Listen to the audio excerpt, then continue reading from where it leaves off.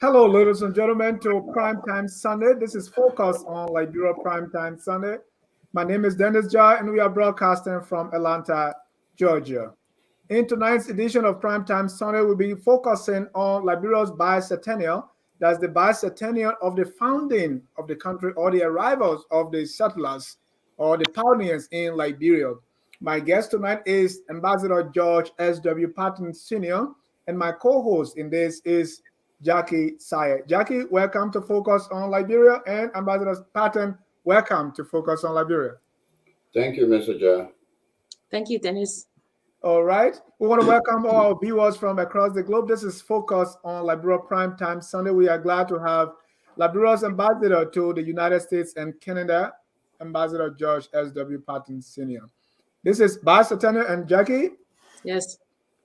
it's all yours to get us started. Okay. Well, you know that we had discussed the coming of the settlers. We had discussed in depth the landing at Providence and the, as I call it, the quote, the purchase of Cape Mazzarato. We went through that on a literary hour with Professor K. Moses Nagbe. So today we're going to discuss the bicentennial, and those of you who perhaps don't know about it, it's when the pioneers the settlers came to Providence Island January 7th, 1822, and then they later moved to Cape Mazzarato on April 25th, 1822. So I guess if we're about to start, I would say I would ask the ambassador to tell us a little bit about the objective of the bicentennial and what brought about this commemoration. Thank you, Jackie. I'd like to begin by thanking Mr. Dennis for creating this an opportunity for us to speak to our people across the United States and beyond. I want to begin by firstly say, Mr. Dennis, I just watched a video of a young lady that I think a couple of months ago I was challenged in Monrovia. It's a fine video of that gospel music. If that's a young lady who was on the street some time ago, I just want to bless God for her. She has a beautiful voice, Yeah. and I hope she can remain sober, so that God will continue to bless her. The second thing I would like to say is to, on behalf of myself, my family, and my staff here in Washington, D.C., to express our profound condolences to our people who passed recently, a few days ago in Town following that crusade. We hope God will strengthen them and bless them and make them strong during this period of their bereavement. So, Jackie, back to the issue. Yes, Liberia will have a history. Um, our Aborigines, our natives were already in Liberia when the settlers arrived on the 7th of January. But then it was not known as Liberia. The land was there, the people were there. It was something, whatever we may have been calling it. And so our history as a people, as a country, started on that um, January 7th, 1822, when the settlers arrived in Liberia. So this is a story we want to tell, we want to commemorate. This is the story we want to remember and tell the world, especially as it relates to this country, the United States, in view of our special, the unique relationship we share with this country, the traditional ties we share with them. Because it was from this country, those settlers came and went to Liberia, got on ships, went overseas in search of a home. I believe when they got on these ships, they were not going particularly to Liberia. They went to Africa in search of a home, and they landed on Dozua Island, which is now Providence Island. And from there, they went inland, and then we have our country now that we call Liberia. This is a story we are telling. Now, why do we want to celebrate the bicentennial? As a people, we have come 200 years. If you look around Africa and our history, Liberia perhaps, some would say, is the oldest republic. History says that.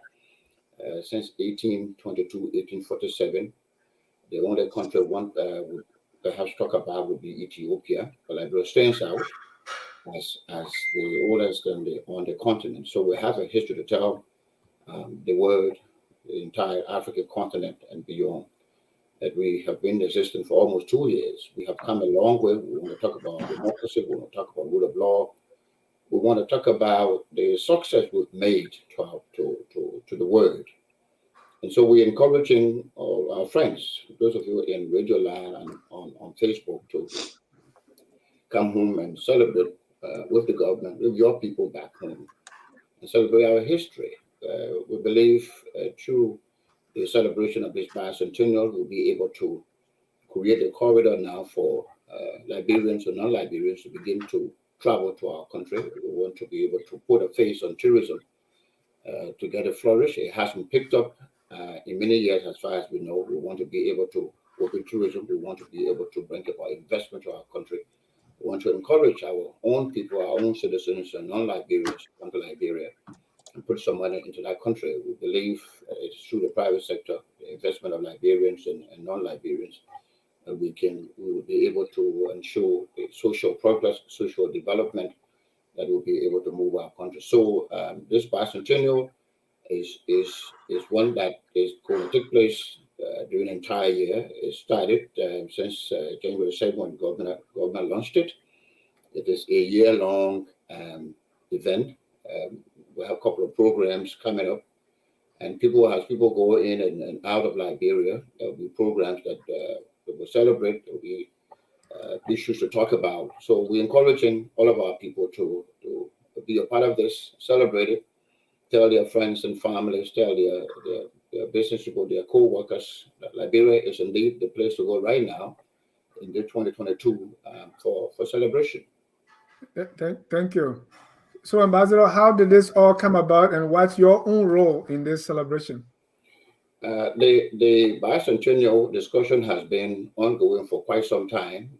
We've talked about it as long as I've been here with private individuals, Dr. Clarice Kula and others. We've talked about it, the need to celebrate our history. And government has also been in the loop in these discussions. And President Weah realized that it was the right thing to do, and he declared a couple of months ago that we will be celebrating. The National Steering Committee was set up, which is headed by the Minister of Information and co-chaired by the Minister of Foreign Affairs and the Mayor of the City of Monrovia. The Minister of State is the national coordinator. My role here is to chair the diaspora arm of the committee that's going to reach out to folks, not just Liberians. We're talking about U.S. government officials, members of Congress, the business people, and especially telling the story about Liberia, how it got founded, and its relationship to this country, especially Black people who came from here, and what role they can play in these celebrations. Thank you, Ambassador. One of the things about the bicentennial, before we go into discussing the committees and things like that, was the speech given by the president. And I'll just quote a little bit of it. He said, as a country which has emerged from a divided past and a recent civil war, it is our only option for survival and continuity as a nation.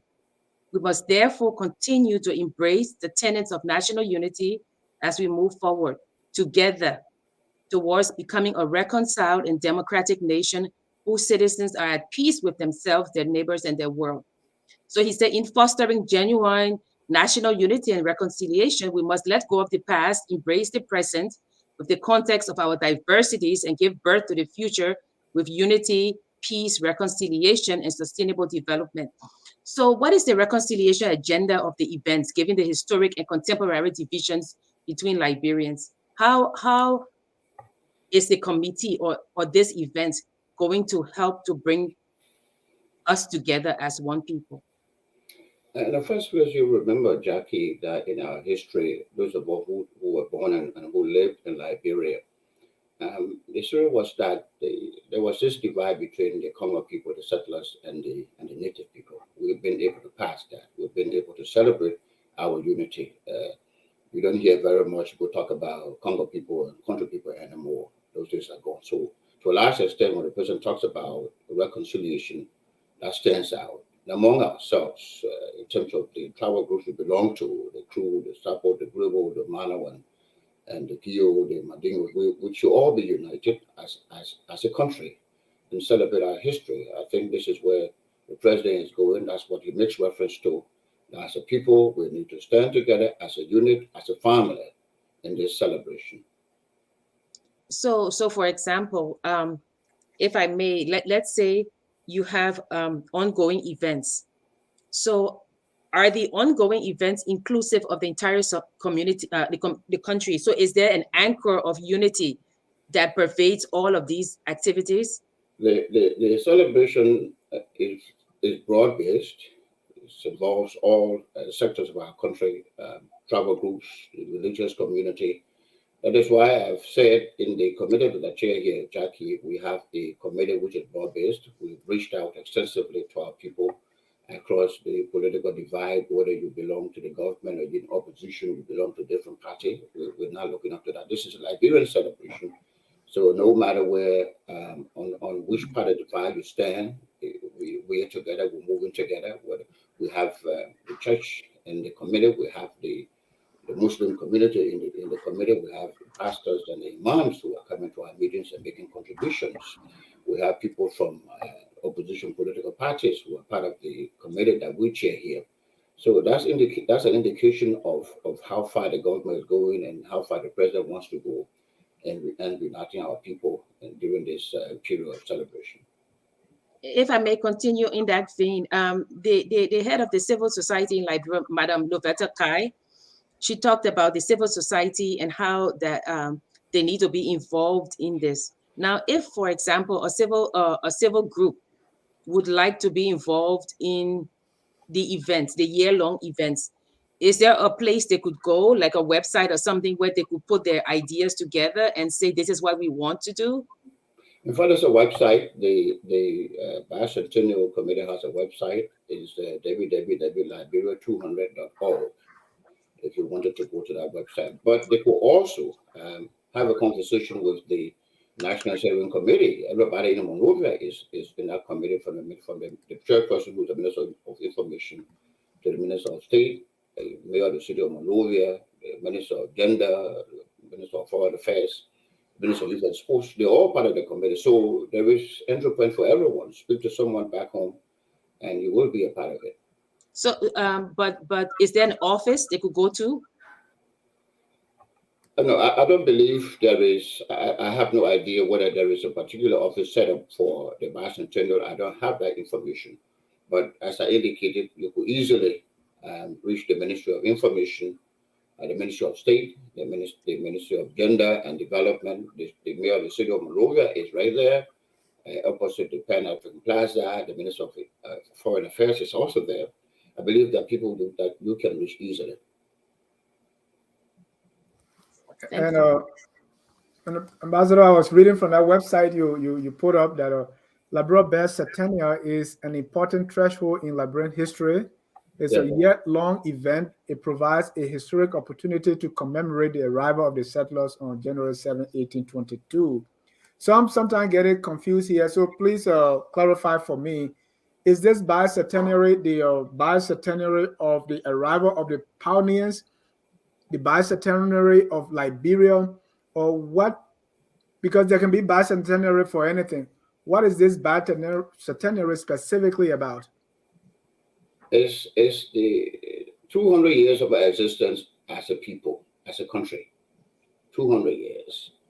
What is true is that on 7th of January 1822, the settlers landed on Providence Island. That's where we begin our history from that period, 1822 until now. So we're celebrating 200 years of a people, of a nation that has thrived, that was created from arriving in 1822 to independence in 1847. A nation that has thrived in 200 years. That's what we're celebrating. So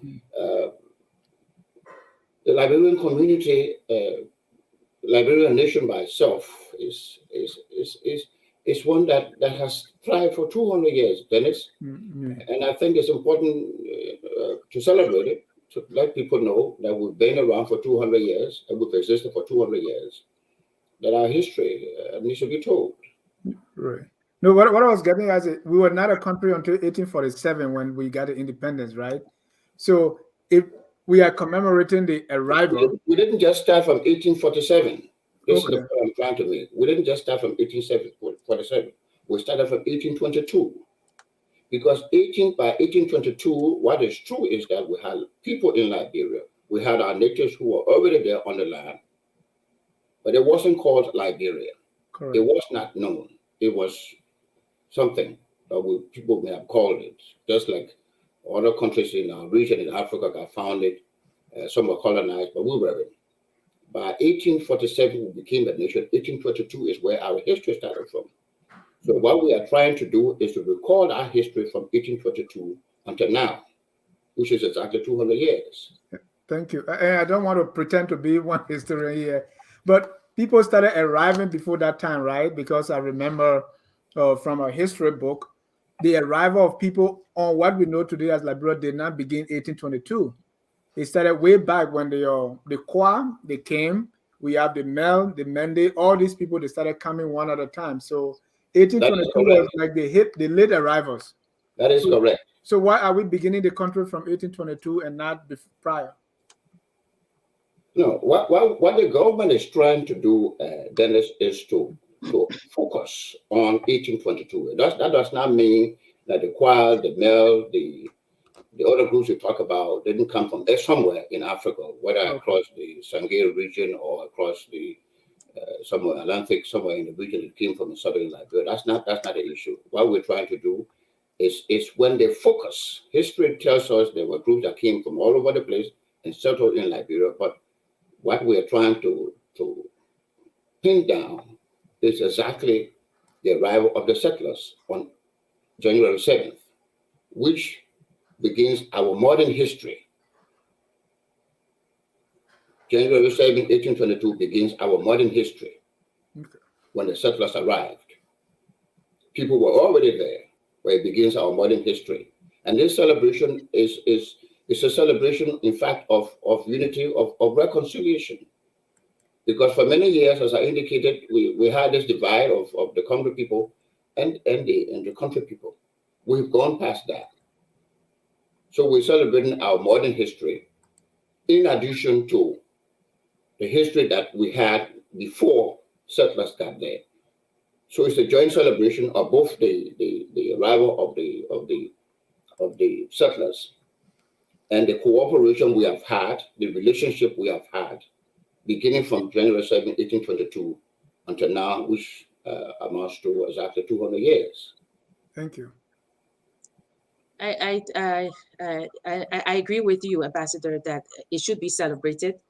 You know that it should be a time of reconciliation for our country, and that the events that will be happening throughout the year should be should have an agenda for reconciliation and unity.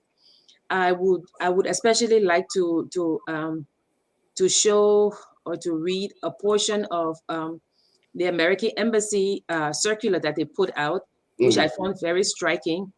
I think it's the last slide, Dennis. It's the very last slide, and it says, he said 200 years ago today, a group of the Black men, but he goes on to say, over the course of the 19th century, roughly 16,000 Black Americans immigrated from the United States to Liberia. We acknowledge the racist nature of the American colonization society and that slavery continued in parts of America for more than 40 years, right? And he goes on to say Africa's oldest republic, Liberia, is a stable democracy. But then he says that he says we also recognize the ethnic and cultural diversity of Liberia's indigenous population, one that long predates the arrival of American immigrants, and celebrates the contribution of all Liberians in making the country what it is today. I found that very striking and very, I thought that it was a very important piece to add. So coming off that, my one concern that I have is that I've spoken to a lot of family members, a lot of friends, in Liberia. And I will say to them, "Oh, I'm coming for the bicentennial. Will you?" And they're like, what's a bicentennial? What is it? So I'm asking, first, I would like to know, is there a budget set aside for the bicentennial? And second, what plans are in place? The bicentennial will start in February. It kicked off in January, but it's going to start. There are events. What plans are in place to publicize these in every corner of our country and abroad? Because not everybody has Facebook, not everybody has internet. Are there billboards? Are there words of mouth? What's happening in the country to bring everybody together to say, like you said, this is the making of our republic, and we all have to celebrate. So who's doing the publicity? And there's something lacking in that publicity that they're doing, given the fact that, of course, we saw the Minister of Information apologizing for not including the religious ministers and other people. So first, have the letters gone out? Second, what publicity is in place so that if I go to Plebo, the people will say, yes, so we're celebrating bicentennial. If I go to Rocktown, if I go to Foya, what's being put in place besides Facebook and internet to tell our people, come together, this is a joyous celebration? I have to say there is a budget which has been debated in the legislature. The budget for the bicentennial is an integral part of that budget. So by the time that budget is passed, the budget for the celebration would have been known. Number two, that's why we're using this platform, your platform, Jackie and Mr. Jai.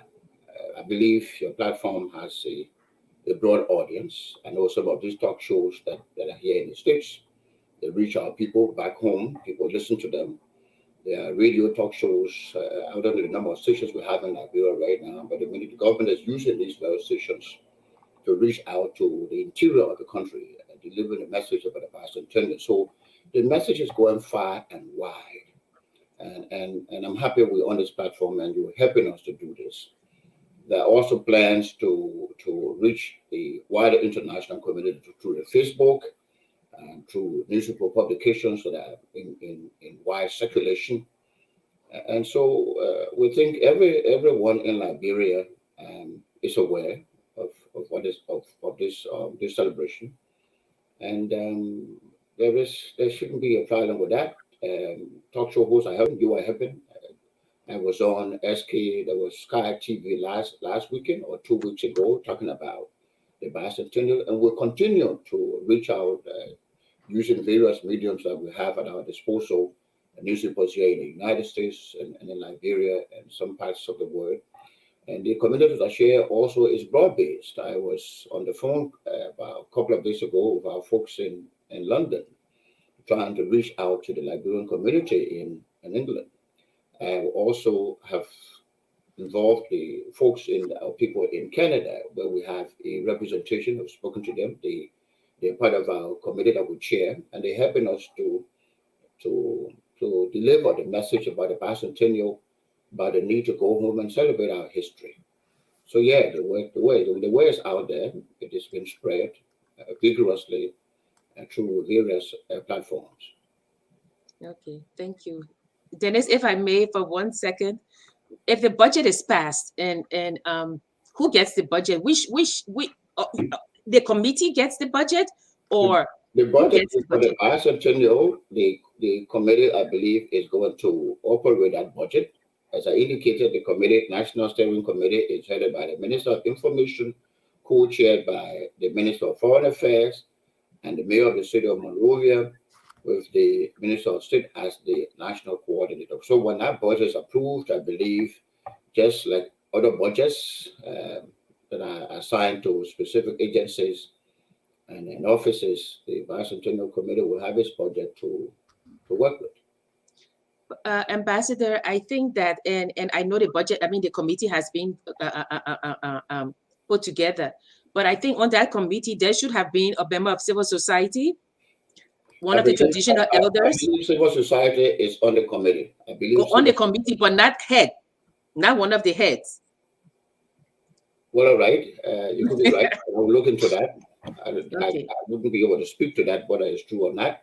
But I know the civil society is represented on our committee. And I need you to understand also that the U.S. Embassy is part of that committee, and you know they will want the civil society to play moving forward. So we believe the civil society is represented. Ambassador, I come back to the last time we had a centennial celebration. That was 1947. That was the time the Centennial Pavilion was built to commemorate our first 100 years from 1847 to 1947. Yeah. Are we going to have another bicentennial 2047? Because it looked like that's the pattern, right? Celebrating bicentennial from 1822. This one, I believe, is new. But whether we want to celebrate another bicentennial at that time, the history would tell. Dennis, I wouldn't be able. It's for the future. No, what I'm saying is the last centennial was 1947. Yes. So we're expecting the bicentennial to be 2047. Now Yes. it's 2022. Why is that? No, it's 1947. If you count back from 1947, you'd be going back to 1847. That was independence. Independence after 1847 to 1947. Right. So the celebration was 100 years after independence. Right. You understand that? I believe. Yeah. Moving forward to 2047, there might be another celebration 200 years after independence. So there are two different things we're talking about here. A centennial that relates to independence and a bicentennial that relates to the coming of free Black people from the States, joining our people and forming what we now call Liberia. So there are two different things. So, okay. If I may, so Dennis? it's possible. It's possible. We celebrate the bicentennial of our independence, which will be around 2047. It's possible, but we are now in 2022. Right. I don't know whether we will. Those of us who are on this platform will get to 2047. Right, and that's my concern. I'm concerned that we are only trying to celebrate this because we want to have it, right? But actually, it is good that you raise that question, so the policymakers will start thinking about it moving forward. Yeah, it's good you raise that. Because what I see here is we those of us who have been speaking against the Congo country divide, we say, well, there's no indigenous and there's no settler. We are all one people because we came from somewhere. Yeah. Right? We all arrived here from different places. So stop calling other people, settlers and other people indigenous. We all came from somewhere to settle here. So now if people came at different points to this place called Liberia, all of them seeking freedom, right? Yep. And now we are highlighting the arrival of just one group. I don't know if that is downplaying the arrival of the other group or their contribution. And we're saying this is where we are placing the marker, because we are highlighting the importance of one group of people arrival than the other. Is that what I'm hearing? No, we're not diminishing the importance of any group in Liberia. Will we celebrate their own bicentennial when their time comes for their arrival? Well, we don't know whether there is a bicentennial for the group we're talking about, because as our history, according to our history, the people that came from all over some place in Africa and moved, settled some around where we now call Liberia. We'll have to go deep into history to find out what exactly some of those people settled. It may be difficult to find out when they settled. They put a date on it. Say on this month, not difficult. this date of the month. Excuse me? No, I say it's not difficult. The history is there. I didn't say. I said it might be difficult. History is there. History is revealing. If the history is there, it might be. But what we are saying now, our people are united. Whether they came before 1822, those who were there before 1822, and those who joined them in 1822, our people are now united. That's the history we're celebrating, that we're not divided. We are a unit. We are one country. Whether you were an indigenous, or you belong to the native, or you were an aborigine, you came from somewhere, those people that went into you came from here.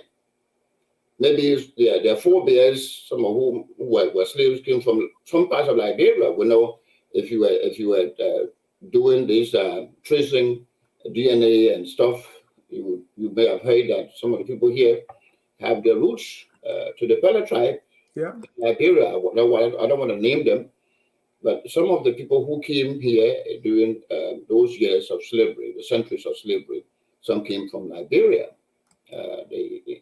The history will tell. People have been able to explain that. And so perhaps some of those people who went back were going back home. So the history is mixed. This is a celebration we're having. Both those who were there, that they met there, and those who came and joined them. This is the story we're celebrating, we are telling. You know, Mr. Ambassador. Yes, please. I minored in history at the University of Liberia. Yes. So I know about the coming of the settlers. And there are historians at the university, right? There are history classes all over in schools. So if I mean, even if I can put a plug in, Dennis, as the General Secretary for the Liberian Studies Association, we are celebrating Liberia at the 175th, reassessing the past, charting new futures. So we are having this conference, right? But so just a minute. When you're talking about Liberia, the 175th, you're talking about Liberia from independence, isn't it? Yeah. That's what I'm talking about. Not the bicentennial. Yeah. Well, but what I'm saying is that looking at the events that are being planned, I do not see, and I may be wrong, I do not see the inclusion of history teachers, history professors, conferences. No, that's not true. That's not okay. true. Universal Liberia is working with the committee. As a matter of fact, they are handling the historical part of it. Okay. Universal Liberia is working with the Bicentennial committee. So it's going to be advertised soon? So what's going to be advertised? I mean, okay, so let's look at the events that are happening now, right? Yes. Dennis, if you can put the slide with the president. It's just, yes. Okay, so let's look at, for those who haven't seen it, February 13th is the official opening ceremony. February 14th, Bicentennial Musical and Cultural Festival. The Grand Bicentennial Dinner and Honorary Ceremony at 6:30 at the Executive Mansion ground. February 19th, Bicentennial Reception, General Public, Executive Mansion ground, hosted by President and Mrs. Weah. Right. And then, of course, because it's a little too hard to read, you can see that the one of them is hosted by the Minister of State, and then another one is the National Muslim Prayer Day, the Christian Prayer Day, and things like that. But what I'm asking is that from February 11th to February 19th, these are there's a typo. On Christian is misspelled. Okay, so this program ends on February 19th, but it's a year-long program. What I'm asking, it's a year-long. So what I'm asking is, for example, after February, will there be another flyer put out for the March events? What has been done? What you have on the screen, Jackie, is the first part of the celebrations that you see. Okay. Going throughout the year. I believe in the next week or so, the final document would have been completed for people to see what comes on after February. Okay. There are other activities that have been planned, and which will involve everybody. And I have to assure you, I have to say this: the Universal Liberia is very much a part of this, doing the history, writing the history, and putting it into context. Okay, because there's a saying, nothing is ever settled until it is settled right. Yeah. So when people start writing history, as a historian myself and co-host of the Literary Hour, we are finding things that this the Smithsonian has dumped over 100 years of historical records from the African repository. So as we go through, we are challenging things, So I hope that in this rewriting, retelling, that they can stick to sources that we can go to and see that it is now settled right. And this is the issue, Jackie. Everybody is invited. You can be a part of it. You can make a contribution. You can make suggestions to the Voice of Liberia, to the National Steering Committee. Whatever it is that's in your mind, you think that should be included. Make a suggestion. They will look into it. And are there contact information on the website? I will give you information. There is a chat room where you can, put in the information. I will make that available to you. And you see, Ambassador, that is what I'm saying. There's a chat room. But let's say there's somebody interested in history who wants to be a part, and that person is in, let's say, in Zwedru. People are making suggestions on the chat room. People are making suggestions. But is the chat room open to everybody? I believe it's open to, but my chat room is open to everybody. You could get on my chat room and say anything you want to say. We would lift it and send it to the government. Okay, thank you. So if you like, we can add you to my chat room. You can put us a suggestion in the chat room, and we'll make sure it gets to the government. Okay, that would be really good. Yeah. Dennis, you want to bring some comments? At the end of the entire year of this celebration, what do we hope to accomplish, Mr. Ambassador? Liberia is still, people would say, emerging from conflict, even though the conflict ended more than 15 years ago. We are a country that is still beginning to make an impact globally and in our sub-region.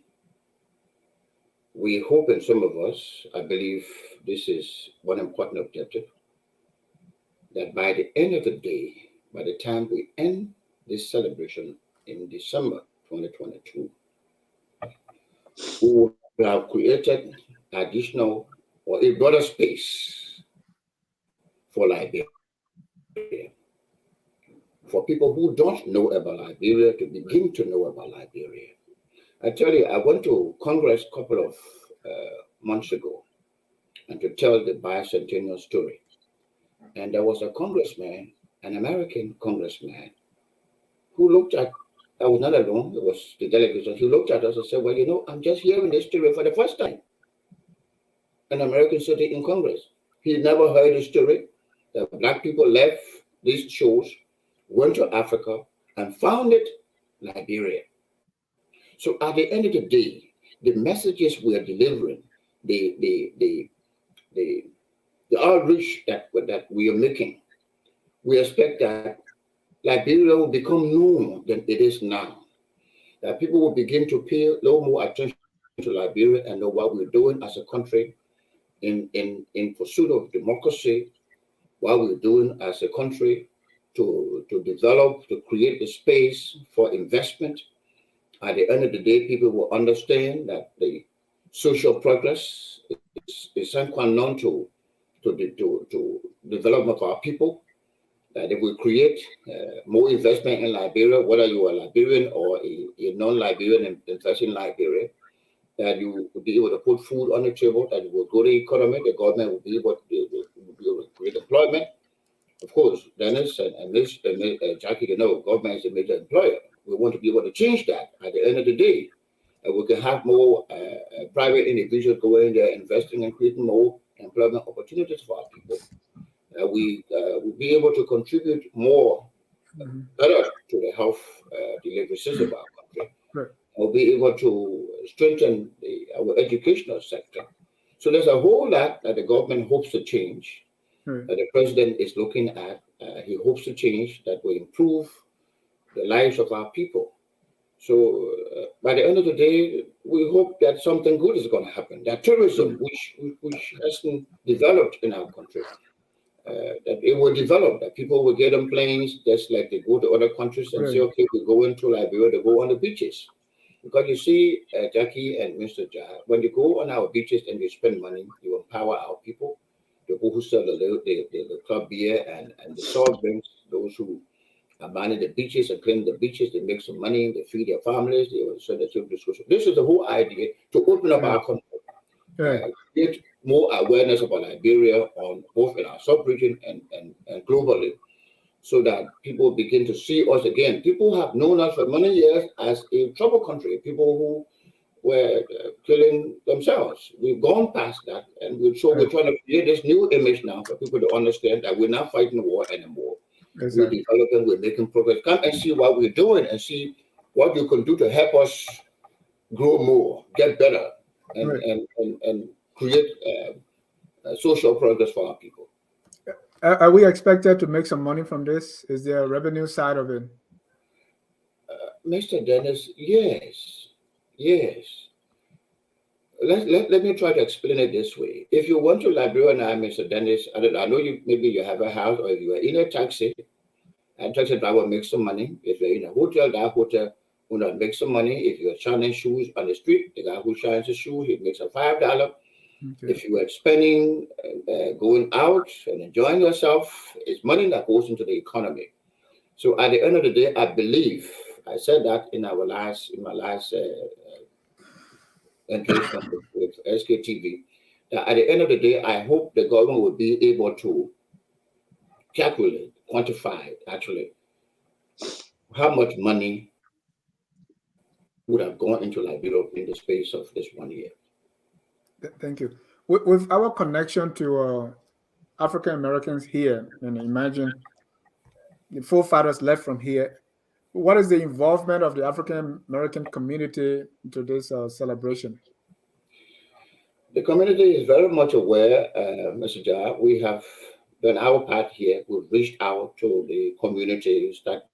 We've been with the Congressional Black Caucus. We've been in discussions with the NAACP, the Black Chambers, Black business owners, those who own hotels, those who own banks. We're engaging with all of them. We're talking to mayors. A lot of them are Black. We're talking to them and explaining the story, the history of Liberia, how we got founded, and explaining to them the need for them to go to Liberia and see for themselves. Because we believe when those people went, you know the American history, what happened here when slavery was being abolished, what happened to Black folks here.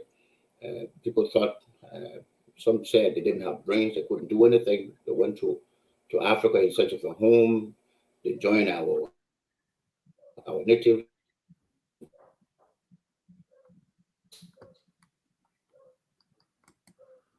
Seem to have trouble with the ambassador's video right there.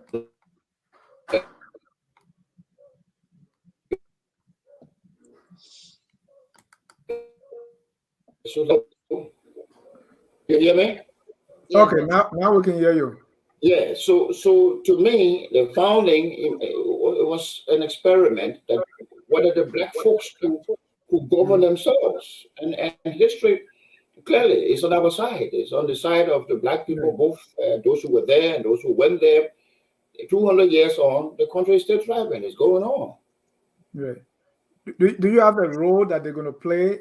Have you had any commitment? Has the role some African Americans going to play in this year-long bicentennial celebration? You saw Amos. He was there in December.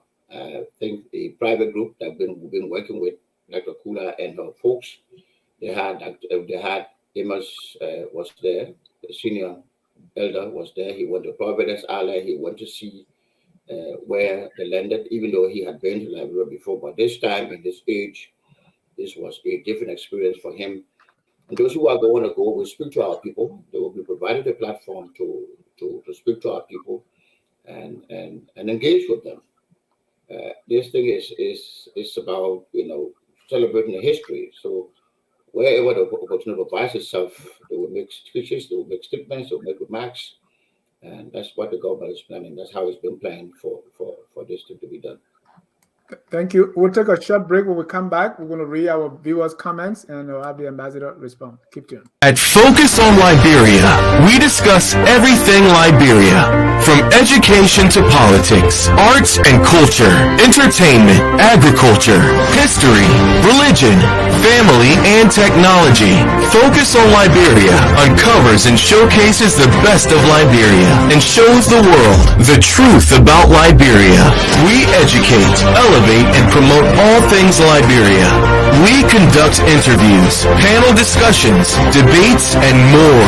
Tune in to Focus on Liberia on Facebook and YouTube and be a part of the stories that make up the news. This is Focus on Liberia, and I am Dennis Jar. Welcome back to Focus on Liberia. This is Primetime Sunday. Our conversation is the Bicentennial celebration of the founding of Liberia. My guest is Ambassador George Patten. We have a caller on the line, and before we read the comments, that's Mr. Jason Kai. Jason, you're live. Oh, thank you. Thank you for taking my call, Ambassador. And Jackie, thank you so much for the program. Ambassador, I have a question, please. Actually, I wrote it down. Do you know if the government of Liberia has any plans on or what are in place right now to bring the next generation of Liberian trained historians online?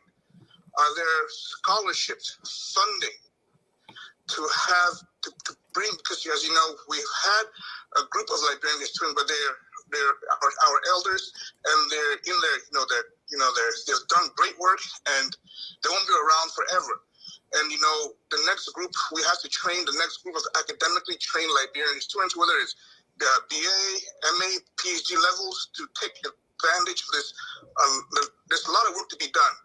Right now, I think I can know of only three up-and-coming young Liberian academically trained historians, and all of them were funded not by the Liberian government, either by the U.S. government and so forth, independently. So that is my question to you. Is there anything you see to foster the next crop, the next generation of Liberian academically trained historians to do the very important work that needs to be done, investigating the history of the country, looking for primary sources in the United States, France, England, wherever we can find them, to try and get a more clearer picture of, and more important, to accurately teach the concept of history to our Liberian people, historical methodology and theory, so people can understand what history is.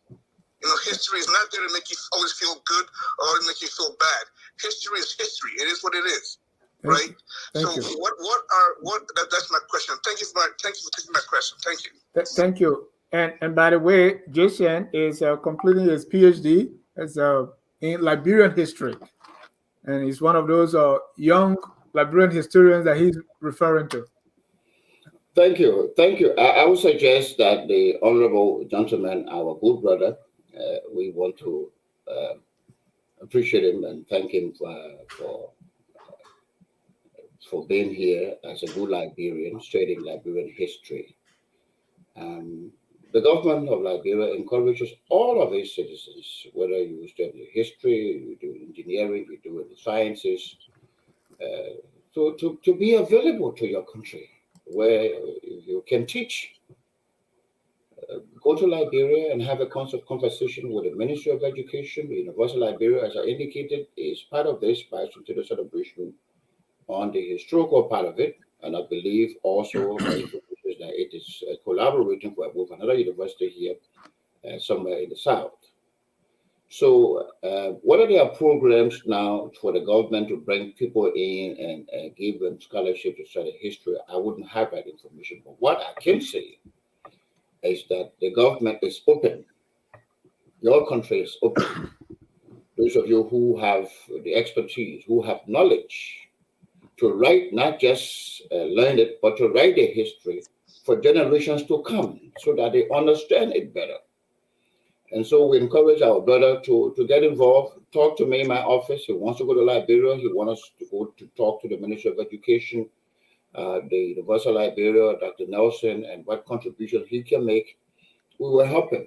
But we need him and people here in the States and elsewhere who have expertise, who have knowledge that they believe they can pass on to the present generations and those to come. Thank you. Let's take one more caller before going to our comment. Caller, your name and where you calling from? Good evening. This is Talvina Cole calling from Texas. Welcome, Talvina. Thank you. One question. I did do an extensive review of the website, the Bicentennial website, Liberia200.org. I believe that's what it is. Yeah. And in pursuit of the calendar events. And so when I look up there, I saw, the January events.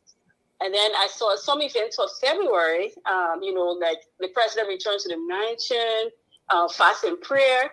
And then we jump straight to July 26th. And so the first thought is, based on best practices, if a program like this or similar, your calendar events would be there in detail, even if subject to change. For so many reasons, people use it for planning purposes or time off, whether in country or out of country. So I want to ask the ambassador, when can we expect to see a full calendar event? And do we have one that even exists to this date? Is there one? Or are we operating month to month? What you saw, my sister, has been updated. There are other activities that are not on in the February program that people have brought to our attention that we've raised. And an update of that calendar you saw is going to come up, and it will have new information. Thank you. Let's go to our comments here. Dr. Samuel Gito called this a great discussion. Thank you, Samuel. Colette Doma agree. Sure, it's an interesting discussion. Vahon Mende Man say Bicentennial will be disgrace to the Liberian citizens. I don't know how. What does that mean? Yeah, I don't know. Emmanuel Jackson, the missing ingredient for reconciliation and stability in Mama Liberia is economic equality. The generational gap between the haves and the have-not are increasing every economic cycle of the country. Alex Simon said it should be 1822 to 2022 as the bicentenary. Vahom, who was talking about the disgrace, can you please tell us which tribes were in Liberia before the slavery arrived in Liberia? I don't know. Vahom, I'm not getting when you say the slavery arrives. Jason Kase, thank you, FOL, Dennis, Jackie, and Ambassador Patten. There is a lack of academically trained Liberian historians, as in the next up and coming historians. I can think of only 3. To my knowledge, none of these scholars were funded by the Liberian government. Is there any initiative to establish scholarship, that is funding, to train more Liberian historians? That's the question I just responded to. Yeah. And with regard to the tribes, Honorable Jackie, how many Liberians were indigenous were in Liberia when the settlers went? All the tribes were there. Our history tells us that everyone was there.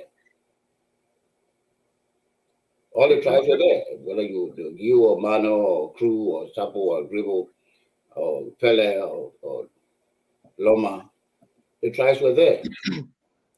Now, in terms of the economy, that I indicated earlier, Mr. Jeff, that the country is such that government is the major employer. For our people to thrive, we need to create jobs. And to create jobs, we need to grow the private sector. Because it is not possible. No government anywhere has that capacity to employ all of its people. What needs to be done is to encourage a private sector growth. That is why we believe that at the end of the day, as people go to Liberia this year and do research and find out for themselves, they will realize that they can invest. They can realize that there is so much to do in Liberia to make some money and to empower people. By empowering our people, giving them a job here or something to do, we help them. We will narrow the gap between those who have and those who don't have.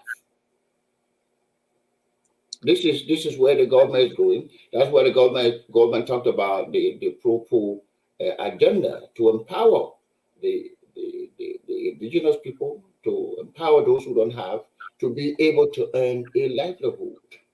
But you can't do that if you don't have the means to do it, to earn some money. And if the government cannot employ you, where do we find it? So go to Liberia, visit, talk to a friend, talk to an investor.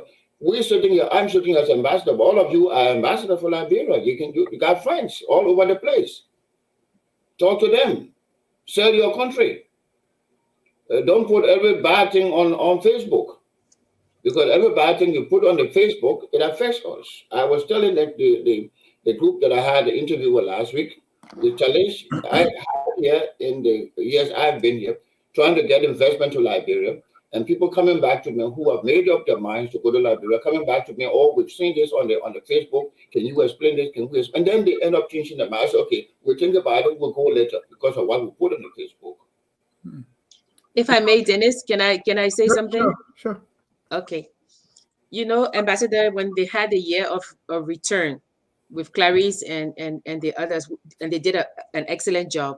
Yes. And I started to think that, you know, it would have been interesting if with the bicentennial year, if the theme should have been bicentennial, the year of return, right? So you need not do this year of return last year. What you could have done was saying this bicentennial, the people are, the settlers are coming, but this is a year of return for everybody. That what would have been, just let me finish, that would have been very inclusive. So people just come to Liberia because this is the year of return. I have two questions. One, when you're talking about investment climate, with Ghana, right? They have people at Jubilee House that plan the year of return, that plan, and they're not even 200 years like us. When this is over, when the bicentennial is over, are there plans to have someone or an office in Monrovia or in Liberia where they will continuously, you know, look for ideas and things so that maybe every year there could be a theme? Yes, this is a bicentennial, but who's to say next year there wouldn't be another theme? So in the budget, would money be set aside so they will say that, okay, you know what, we are going to continuously keep someone or keep a team? The second question I have let me answer that first before I forget this. Yes, okay. You know, there's a budget, and some people are criticizing right now. Because I haven't seen that budget. Some people contend that in that budget they have money there for 2022, there's money there for 2023, and money for 2024. Perhaps the framers of that budget are thinking exactly as you were thinking. Maybe that's why they put the money in that budget. Or people think that by putting that money in there, somebody wants to take it. So there's misunderstanding around that. So yes, what you say is true. And it is good you are bringing this up. We'll note it down and pass it on to the committee in Monrovia so that they pick it up and work around and see how a policy can be crafted around that. So that at the end of the year, we have people sitting down who are thinking, okay, what do we do next? We've ended 2022. What do we do for 2023? What do we do for 2020? And all of that would need budgetary support. And so I agree with you. Thank you. Okay, and the second question I have is that, yes, you talk about Facebook, that people put a lot of negative things about Liberia. I mean, when we end our show, the literary hour, we always say lift Liberia up. You know, we are all rooms, and Liberia is the roof. So we lift Liberia up. We always say that. My question to you is that, well, it's not always Facebook. I work at the university and I do development work in Africa. So I take a lot of students to Ghana, Zambia, Tanzania, so why don't you put them to Liberia? So the students, the trips, the research, they are all fully funded, even with the professors. Now, when I say Liberia, Jackie, I just asked you a question. But I'm going to answer the question. Yes. So these are undergraduates, right? When I say Liberia, the first thing they do is they look at the United States Travel Advisory. Violent crimes such as armed robbery is common, particularly in urban areas. Local police lack the resources to respond effectively to serious crime. Exercise increased caution in Liberia due to crime. And then when they see that, let me say this, Jackie. Let me say this. Hold on, Ambassador. Let her finish. Let me address this. Let me address this. Jackie is sitting right here in the United States. We're all sitting here. Across this country, there are people who walk broadly, like go to schools and shoot people. We're aware of that. Yes.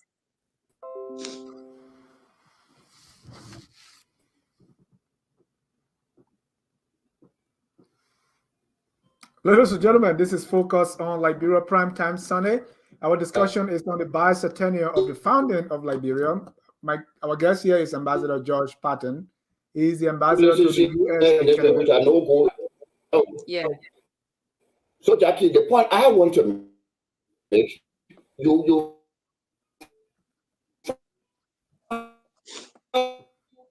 We're having trouble with your connection, Ambassador. Okay, so here it is, January 10th. Somebody just said there's no travel advice. So January 10th, level 2, exercise, increase caution. That's what on the website. And I as a Liberian, of course, I'm angry about this. Jackie, so what you do, you are a Liberian. Yes. Now, that does not mean that there are no challenges in Liberia. Yes, I know. But there are challenges elsewhere in the countries that you visit. Yes. Those challenges are there. So what you do as a good Liberian citizen is to be able to find yourself to allay the fears and concerns of these people. Yes. We have challenges. We're emerging from conflict. We've been able to sustain the peace and stability of our country. For many years, we have peacekeepers in Liberia. They left in 2018. Since they left in 2018, we have not had any situation that will undermine our peace and stability. The government has worked very hard to maintain that, and the government will continue to do that. Now, to the extent that where there are criminals all over the place, the security forces will deal with that, as there are criminals everywhere in every country. Right. I agree with you. I agree with you, Ambassador. I agree with you. So help us. No, I agree with you, Ambassador. What I'm saying. When you see this thing, Jackie, don't finish. When you see these things, you lead a group, you always go into Ghana, and from Ghana to Liberia is 1 hour, 40 minutes flying time. Tell these friends of yours, these students of yours, so look, the situation as it's being portrayed here is not total as it is being explained. Because we know the reality of the situation on the ground. You know how many people left from here in this gone December? Thousands of Liberians left these shows, left these United States and were in Liberia to celebrate. Thousands of them. They all came back without an incident. That's how vigorous the government has been to protect Liberians and non-Liberians and protect property. Criminal elements will be everywhere, and when they are found, they will be dealt with. Ambassador, you are preaching to the choir. I go home every year, except last year, every year. Very well. And also, I have been pushing for professors and researchers to go. What I'm saying is that for the undergraduates who are going, and we have fully funded fellowships, it's the parents, right? Once the parents see this, they say, oh no, my child is not going. But for researchers and professors, it's fine. And that's what I'm saying. And that's what we're trying to say, that my university has had such a long history with Liberia that we are, of course, inviting them and telling them Liberia is fine. I'm just saying that some people, when you said, oh, people put negative things on Facebook, I was saying that it's not only Facebook. Some people look at other things like this January 10th travel advisory. But we on this side, we obviously are pushing, because as you know, if I take students, I'm going home free. So of course, Jackie, we do that. Jackie, I want to disagree with the both of you on this one, because the ambassador is implying that maybe individuals are not doing much to allay the fears of people that are afraid, and that's not the case. So that's not what I said. Let me finish, Ambassador. Because if you went to the U.S., the travel advisory, we are everything about all is America. And you read this, increased caution in Liberia due to crime and COVID-19. And it goes further to say violent crimes such as armed robbery is common, particularly in urban areas and on public beaches. Local police lack the resources to respond effectively to serious crimes. What do you want an individual living here in the United States to do about that? So let me say this. Firstly, starting with COVID. The government has done exceedingly well in containing COVID. what the government has done in containing COVID compared to other places, Liberia has done well. We have a robust system that is testing people, that's advising people. We've done well. So anybody, whether you or Jackie, will look at something like that travel advisory and say, no, this one is not looking good, it's not correct. Because as far as I know, Liberia is doing well. And I continuing can say that, Ambassador. I don't know. So regardless of what's on that travel advisory, you know the truth. What I'm saying, no, you're not under obligation, but as a Liberian citizen, patriotism should be in your blood. As a citizen of that country. Ambassador. Yes. I'm not in Monrovia. I'm reading it, and not if the U.S. government tell me the U.S. government is unable to provide emergency services to U.S. citizens outside Greater Monrovia at night, as U.S. government employees are prohibited from traveling outside. And you are saying if I, as an individual living in Atlanta, Georgia, if I don't counter the U.S., what they are saying, then I'm unpatriotic. Is that what you are implying? No, I didn't suggest that people are unpatriotic. That's not what I'm saying. Right now in Nuclear there was a stampede because of Zoko. So how can I, with a clear conscience, tell people that violent activities are not taking place? Because you see, Mr. Dennis, the situation with the Zoko is what happened. I'm just giving an example. It's unfortunate because you see this thing about people going and having crusades and church services, people doing street preaching it's not the first time in Liberia. It's been happening for ages. We all know. We went to crusades at night in churches. Sometimes people slept in churches, and some were on canopies in the middle of the night. I am not saying that Liberia is not challenged. We are challenged. We have criminals. Those are criminals. Ambassador, I agree with you. And there are criminals everywhere. No, we agree with you. Like I said, we have development projects in Liberia right now, in Senior and Barnesville. I am the person who, when we're having meetings, the professors will be like, okay, so you want all the projects to go to Liberia. I push Liberia. I push Liberian projects. That is not what I'm saying. I'm just saying that, sometimes when I say, I can take 15 students to Liberia, right? Fully funded. I've contacted people. Okay, I'm bringing these students. And then they come back to me and say, no, the students can't go. And I say, no. I go to Liberia every year. And so I am pushing against. So what I'm saying is that sometimes when I push, I'm going to get you on the phone.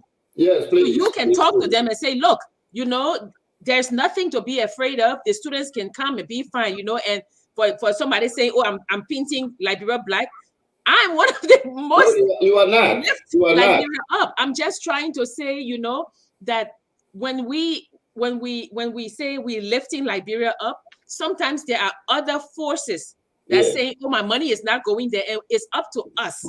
Nobody want. I don't want to send 20 students to Ghana, all paid, and they, and send all the money to Ghana when my country is right next door. I'm just saying that we need to not only lift Liberia up, but to be able to challenge forces that say, exercise increased caution. What is exercise increased caution? Can you define it for us? That's what I'm saying. But Ambassador, come back to Bicentennial. So let's say I'm going home, Yes. Okay, and let's say I'm bringing some friends. Are there special hotels owned by Liberians that we should go to? What are some of the things that will help the business people, to be able to reap the benefits? So how sometimes they put hotels and they put places you can go and restaurants Liberian owned. Do you have things like that? We have hotels all across Monrovia. No, I know. I mean, Liberian owned, like you make a list. I know some of the hotels are owned by Liberians, and I will have to check on that. It's a good thing in my steering committee meeting. It came up. We talked about some information document that the government has put together to provide when people get to the airport, and we'll share with them. And these are hotels you can go to. This is where you can find a vehicle to move, and this is where you can find a restaurant. All of that has been done. Thank you. Yeah. Let me read more comments, and then as we wind this down, Kemal Dig say, text me Madam Saya's number. Kemandis is here, is chairing our committee on media and outreach. Okay. So Jackie, it would be good if you talk to her, Okay. so that you are available. I want everybody to work. So join us, bring ideas, share ideas, and see what you can do to help that committee move. Okay. And Ambassador, we have a slot here for the embassy to come here periodically, monthly, if possible, and inform Liberians about what's going on in Liberia, and this will help carry the message. Okay, Mr. Ja, we will make a program on that, and Right. we will get back to you on it. Sure. Alfred Govase, Ambassador, a 2023 presidential hopeful. Congratulations, Alfred. It is a legitimate bicentennial of the arrival, but Liberia turns 200 in 2047. Professor Lara David, the Ghana 2019 year of return was better organized because Ghana has an African American and Caribbean community on the ground in Ghana who facilitated the year-long activities. Oh, that's not. I mean, I'm sorry, Dennis. I have to say something. So you're saying that because they're African American and Caribbean community on the ground? I don't think so. I think that the issue with Ghana is that they plan years before, and like Liberia, I'm sure in the following years that we will do the same. So it's not the African American or the Caribbean community that made it go so well. No. Thank you for that. Thank you for that.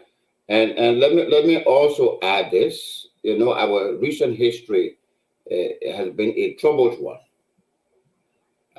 We're talking about an environment that wasn't conducive enough. We're only now making progress since 2003, 2005. Ghana has been stable all of that time, and a lot they have been doing while we were fighting and destroying ourselves and killing ourselves. So they benefited from that too. Let's keep that in mind. Thank you. Tevi Cole said, can we expect a detailed report from the Bicentennial Committee for Taxpayers Fund given and spent? That's a good idea. We will put that to the committee. I believe at the end of the day, the committee will make a report to the Liberian people. Trocom say, Ambassador, do you have plans to have some events within the U.S. in relation to this event? If yes, when and where? Yes, we have plans to organize events working with the African American community. Those plans have been finalized. As soon as we do that, we'll send them to the public.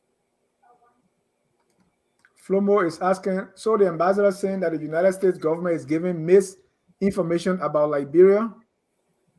I didn't say the American government is giving misinformation about Liberia. What I am saying is that you, as a Liberian, should be able to judge for yourself what's happening. Judge for yourself what's happening. You know what? You got families back home. You talk to people every day. People should not just get on a Facebook page and just write anything that is not even true. When you put dead bodies on the Facebook and they die in Liberia, when those people never near Liberia, nowhere near Liberia, they can be found in Liberia. That's a totally different thing. Those are the kind of things we don't expect our people to do. You don't go and doctor pictures from other countries and bring it to Liberia and put it on Facebook. You harm your country. I'm not suggesting that anybody is giving misinformation. What I'm saying is help your country deal with it, even if the information is correct or not. Find out what to deal with it. Talk to your friends, explain it in a way that people understand that the country is safe. It is not as dangerous as people would think it is. Thank you. James David, can we say that the government needs to give African American visa upon arrival, since some of us take longer time to get visa? James, continue. Ghana gave their citizens open visa and free visa and other visitors visa upon arrival, and why can't the Liberian government do the same? Listen, this is it. We don't know. Our citizens don't need visas to go to the country. A Liberian citizen doesn't need visa to go to Liberia, so there's no way we give our people visas.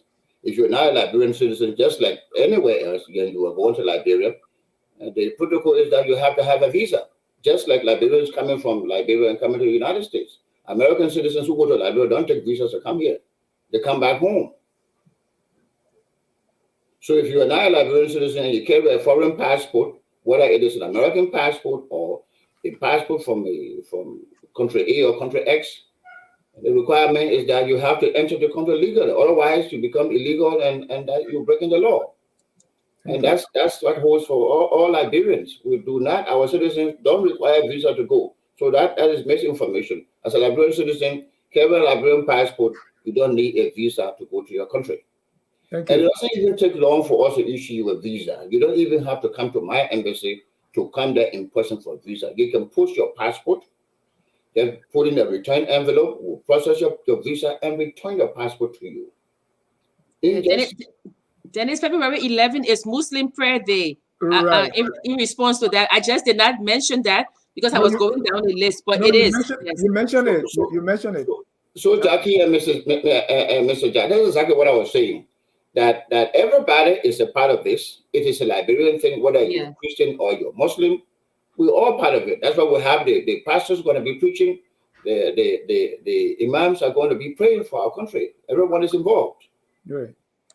From what you've seen so far, do you think this bicentennial has been adequately planned? Do you think we have? I think to a large extent, Mr. Jha, is been adequately planned.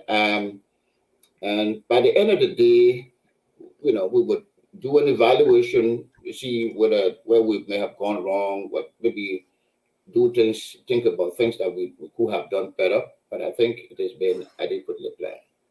Is there any open place where you can get suggestions that you can, besides chat room that you have to add people to? Do you have any public area where we can give you suggestions? Because in my view, this could have been planned at least a couple of years prior to this one. It looked like we are in a rush. I understand that very well, Mr. Jha. But we have the bicentennial thing is on the embassy's website.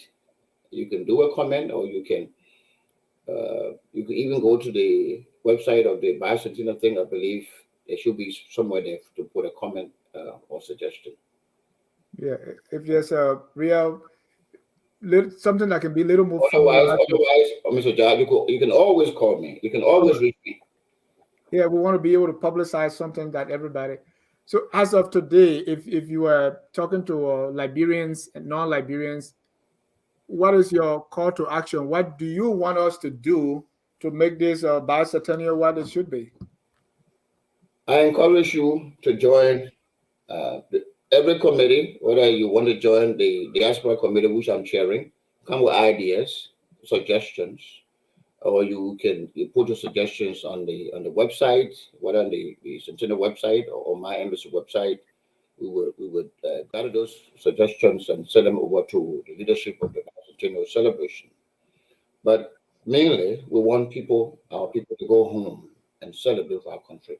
Because you see, Jackie was talking about people, the fear of people not want to go to Liberia because they think something will happen. And just remember, thousands of our people were in Liberia, gone December and part of January. Some are still there. This is something to talk about. Encourage people to go. Not just you. You have friends. Jackie, your students. Talk to your students. Ambassador, I was going December 10th. They canceled my flight. Yeah, I know. There was. Oh no, that's not a flight. We were all go. Some people were trying to go and got canceled. But encourage your friends, your family. There are some people who have had their children here who have never been to Liberia. Encourage them to go home and see their country, see how it looks like. Because when they grow up being a part of Liberia, they too will begin to encourage their friends and schoolmates, classmates to go. Additionally, look around. Find business people. Find people who have money and are looking for places to invest. Encourage them. Yeah, I agree with you. Liberia has a favorable investment climate. Encourage them to go there and invest. This is where people can make money. And our history. You can move your cash legally, meet government taxes, and whatever you gather for yourself is yours. So encourage the business people to go. Encourage the Black community here. These people went to Liberia, went to Africa in search of a home. They found a Liberia. Those of them who are your friends, talk to them. So this is what's happening. Your forebears left here and went to Africa and founded this country. Go there and see what's happening. Who knows? Some may want to become Liberian citizens, and of course, the government is open to all of that. And the government of Liberia, you know, can have an enabling condition for this to thrive by reducing the visa fees. You know, the things like visa that. fee, I will not say this on this platform, but if you give me a call after this platform, I will explain to you the thing with the visa fees. You understand? And just to say that is reciprocity. Oh, okay. Yeah, I You understand. understand? Yes, that? I understand. Yeah. Okay. I understand. Yeah. And also, Ambassador, as you were speaking, I was thinking of just ways, you know, that you could even draw the community in Liberia, you know, like to put up a little board and say, I am Liberian, one nation, one people, and you cut the face so anybody can put their face in and take a picture. Yes. You know, that would be That's something. a good idea, Jackie. That's a good idea. You know, and I know that people in Monrovia, Liberia, who are listening to this, to yes, you, and I hope you'll pick it up. Yes. Put a face there and say, I'm Liberian, this is I'm my Liberian, face. you know, and even you know, if the president could make a message, you know, welcome my people, and people say it in different languages, you know, as Martin Luther King said, we all came on different ship, but now we are in the same boat, you know. Right. So people take pictures, you know, they listen to the president, and even tomorrow during his annual message, he could say that, you know, we are one people. Let's come together. So Indeed, Jackie, we are one. We are Yeah. one. That's why we keep preaching. The president keeps preaching the message of reconciliation, Yeah. peace, and unity. Indeed, we are one, and we want to keep being one people. We don't want to divide ourselves. Yeah. So those people in our midst who are bent on dividing us, who are bent on creating this unity, we need to talk to them and say, look, no, you can't do this. You can't do that. You can't do this. We have to be together. You see, if we are not one, Jackie, the thing is simple. If we cannot be one, if we cannot unite, if we cannot be stable, for 15, 16 years, we get left behind. We were ahead of a lot of countries. Yeah. Yes. We fought ourselves, killed ourselves, we damaged everything, and we went behind these people. And to get from there to catch up with them requires resilience, requires strength, requires unity, requires peace and stability. Without those attributes, we will not catch up with them. Yes. We will continue to say that country is better than us. That other country is doing better. Why are we not like this country? Thank you, Ambassador.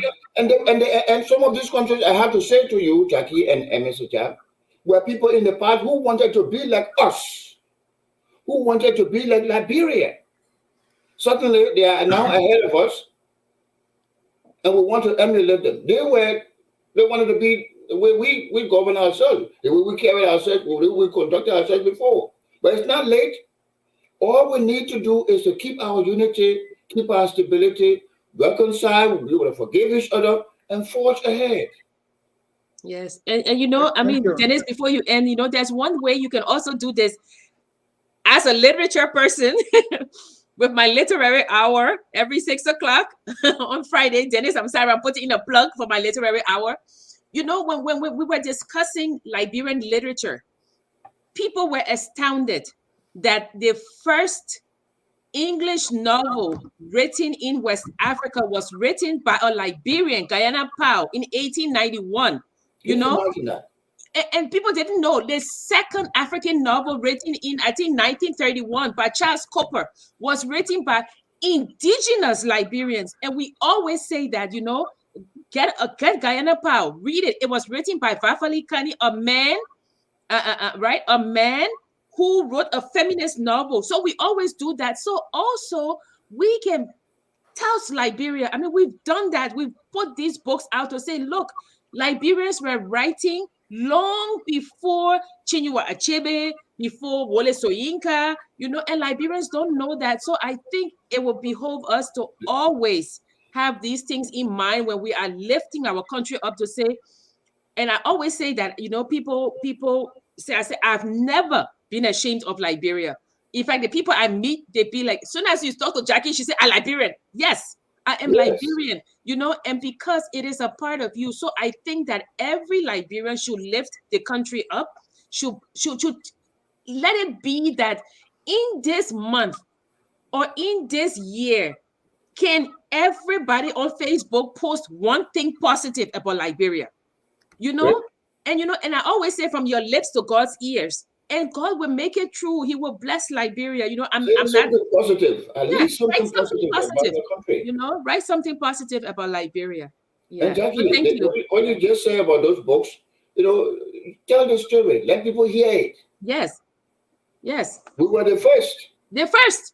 They're first. And Dennis knows that because we always say that on our show. Yes, Right. the very first. Thank you, Jackie. Thank you. Okay. And you have good Ambassador- ideas, Jackie. Put them to paper or come in our chat room, find a way to deliver them. Let's see how they can get lifted. Okay. Thank you. Ambassador, tomorrow the president delivers his State of the Nation address, and we all look forward to it. Yes, the president, that's a constitutional requirement, Mhm. and he's going to do that on tomorrow. What do you expect? What are you expecting? Well, during the year, the president has done well. The president continues to work for the Liberian people. He's building roads, he's building housing units, he's solving problems, he's still paying the WAG fees for students, he's still doing tutorial classes for Liberian students who are doing the national exam. The government is still paying for students on the university campus who don't have to pay tuition anymore. The government has done well in containing and mitigating the spread of COVID-19. There are so much good things that's happening, good things that are happening in Liberia right now that the president will talk about. I believe also the president will speak about the challenges the country still faces and the efforts he will continue to make to address those challenges moving forward. And I think there may be other things, the president, but it's a survey of the government's achievements and the challenges that the government continues to face that the president will be talking about on tomorrow.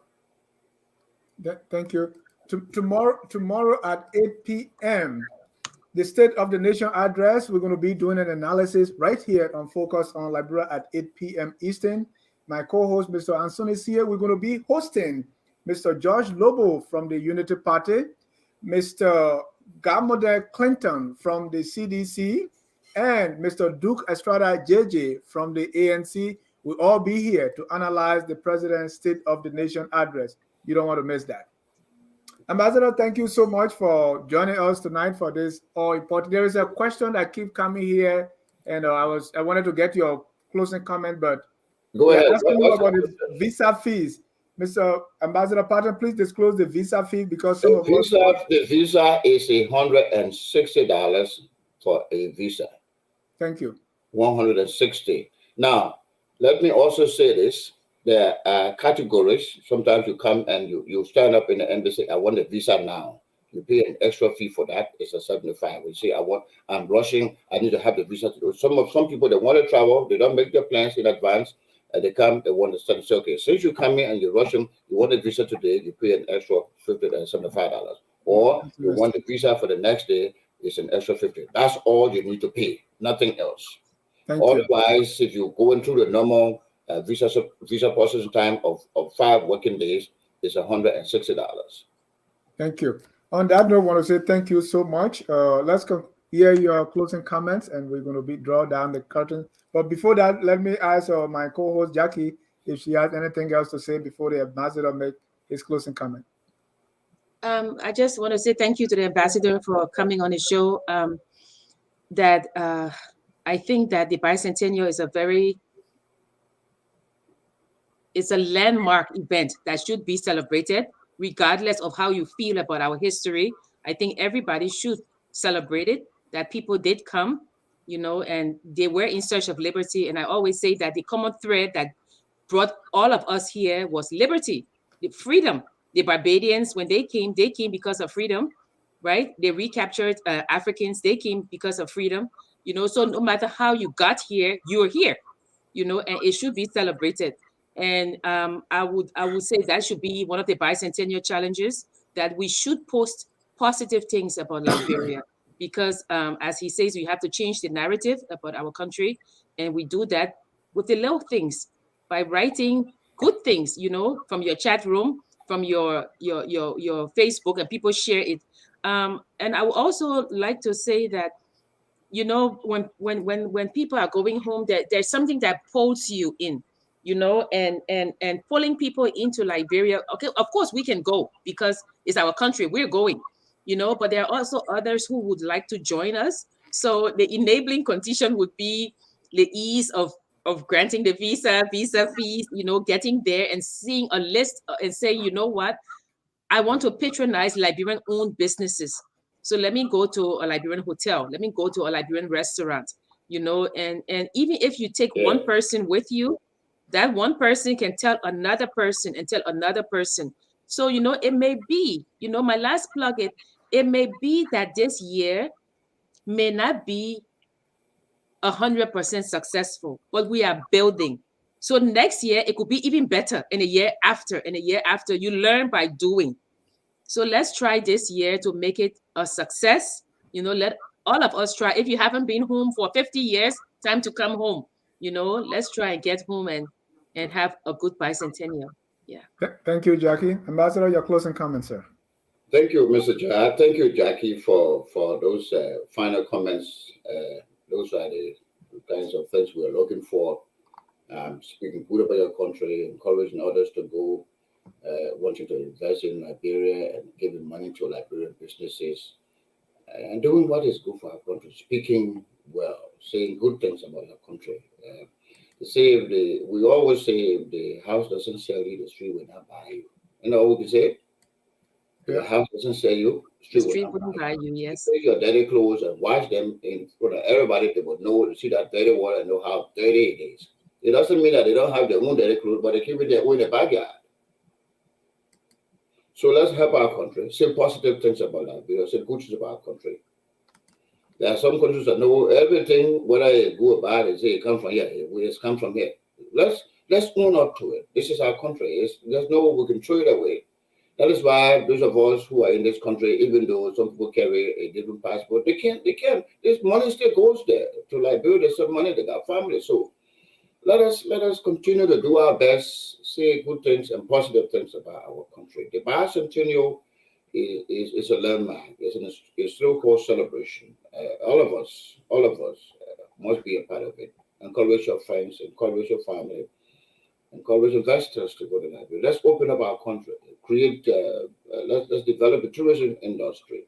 Let's create jobs for our people, because the more jobs we create for our people, the likelihood it is that we will improve their living conditions. Without jobs, without being able to earn some money, it's the challenge for many families is there. Some people are not able to go to high school. I sent some money to a community the other day for just students who are just entering school, who don't have money. So you can help in every way we can. Let's go home this year and the years to come.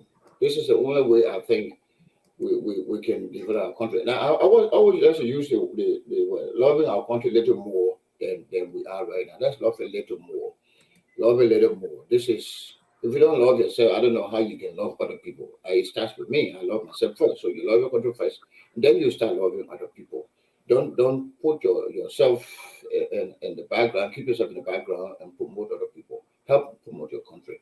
Mr. Jha, it's been an honor here. Jackie, I hope you'll be available. You'll be sending your comments. I like your ideas. Let us have them. We'll pass them over to our people and see how they can turn these ideas around and make them into policy issues. But it's been an honor coming on this platform, Mr. Jha. I'm always available. Please call me whenever the need arises for us to talk, especially talking about Liberia. You can call me just any time. We want to thank our guest, people who ask questions. I hope the responses we gave were adequate enough for them. And we encourage the honorable gentleman who was a student of history to make himself available. He perhaps start teaching. He can organize something and teach. Talking about teaching Liberian historians, building more historians, creating more historians. He he says in an enviable place right now where he can take the first step, go to the University of Liberia or talk to the Ministry of Education, where we can find space for him to begin to teach and educate our people more on the history of Liberia. But it's been an honor, a pleasure being here, and I just thank you, Jack and Dennis, for this opportunity. Thank you so much. On that note, we want to thank our viewers for watching. I want to thank you also, Ambassador Patten, and thank my co-host, Jackie, for being here. We always never, ever close our broadcast without playing the song that says, we are all Liberians. Whether you came by boat, by land, you came in before 1822, after 1822, we are all Liberians. No matter which side of the political divide you come from, the socio-economic class, we are all Liberians. Whether you were born in Fisibu, in Bokonjere, or in Butu, we are all Liberians, and it is incumbent upon all of us to do whatever it takes to make our country the glorious land of liberty. Good night and God bless. We are Liberians.